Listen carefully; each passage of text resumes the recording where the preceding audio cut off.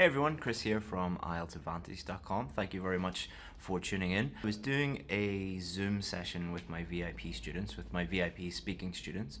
And in those Zoom sessions, we have like 20 or 30 students, and it's like a virtual classroom and we can chat to each other.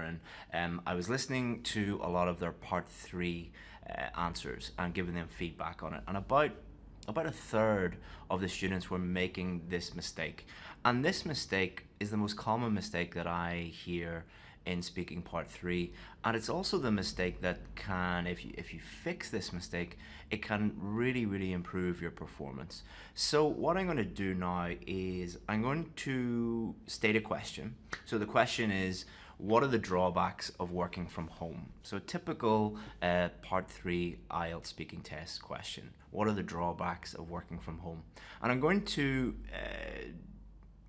give you two performances. One from a student who is making this mistake and one from a student who is not making this mistake. And I want you to try and think about what the mistake is and how it might affect your overall performance. And then we'll talk about it a little bit, and then I'll talk about how it affects your fluency, your coherence, your grammar, your vocabulary, and maybe even your pronunciation, but definitely the first three. Okay, so the question is, what are the drawbacks of working from home? So this is student A, all right? So student A would say, I think the first drawback is being less productive. You don't get as much stuff done if you work from home. And then you also need a lot of discipline. So you're not as disciplined when you're working from home as opposed to working in an office. There are also lots of distractions at home.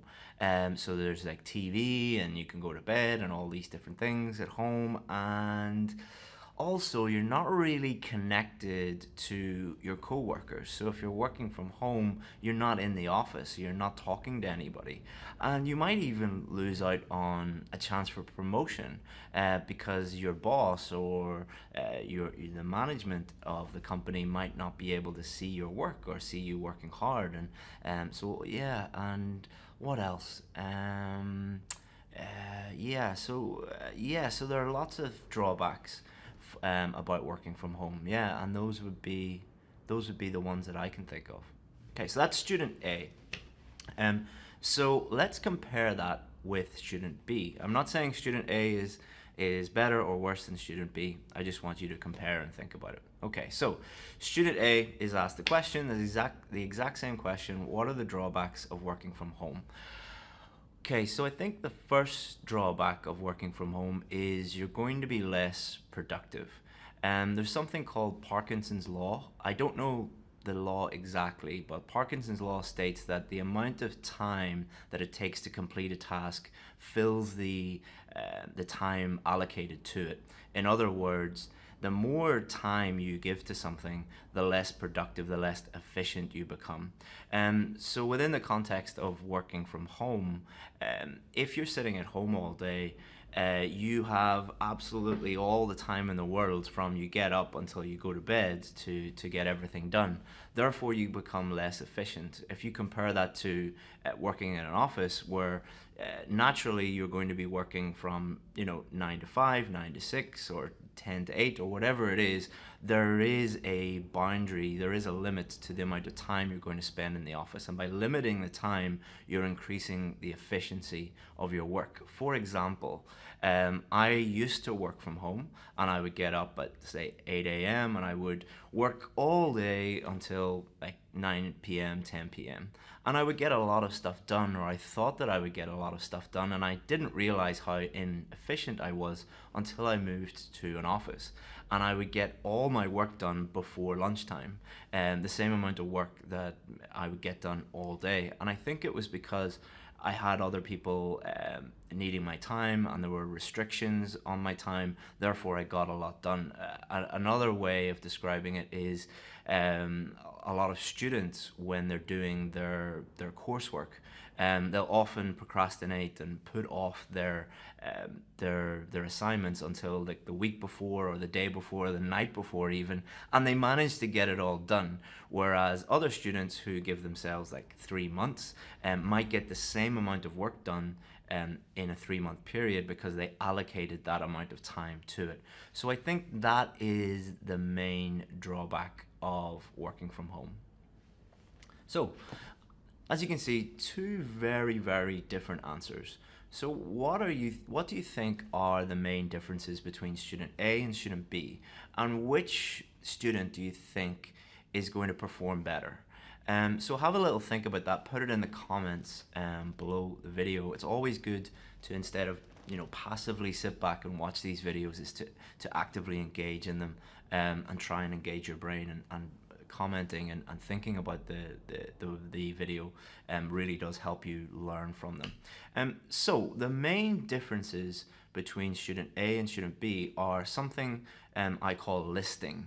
So student A just listed as many different ideas as they could think of, whereas student B picked one idea and went very, very deep on that idea. They fully developed the idea, they fully explained the drawback and why they think that, and they gave an example, and they even, I think they gave 2 different examples. So think about it this way. Which person listening, so student A, the person listening to student A, or student B, the person listening to student B, which person has a better idea of what they think about that topic or what they think about that idea? Student A, the person listening to them, basically they know very, very little about what they think about that. All they did was just give a list, like a shopping list of ideas, but didn't really explain. They explained a little bit about each one, but didn't fully explain them and didn't give any examples or anything like that. So there's a few things happening there. Number one, you're not as coherent if you're doing that, and you're not going to be as fluent. Why is that? Because what that person was doing, and this is what students do all the time, and especially part 3, is they try and think of as many ideas as possible, and that uses up all their brain power. So imagine your brain is a computer or a phone or whatever, and these electronic devices have a certain amount of memory, a certain amount of RAM in them. Your brain is the same way, not exactly the same, obviously, but you can only think and speak about things at the same time to a certain extent. Normally, when students really are thinking very hard about ideas, their fluency drops and their coherence drops. So what you're doing really, if you're listing lots of ideas, is you're making it more difficult for yourself. Whereas if you just pick one idea, just think, take a second or two to think of that idea and then go deep on that idea and explain it and use examples.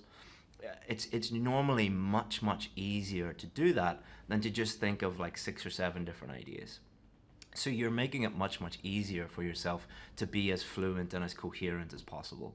Also, generally, this is not applicable to every single student, but most students that I deal with who tend to list things and do a lot of thinking as they're speaking make more grammar and vocabulary mistakes. Why is that? Well, the analogy of RAM and the memory that you have in your computer or your phone, if you are thinking and speaking all at the same time, then you're not giving yourself enough space to focus on the grammar and vocabulary.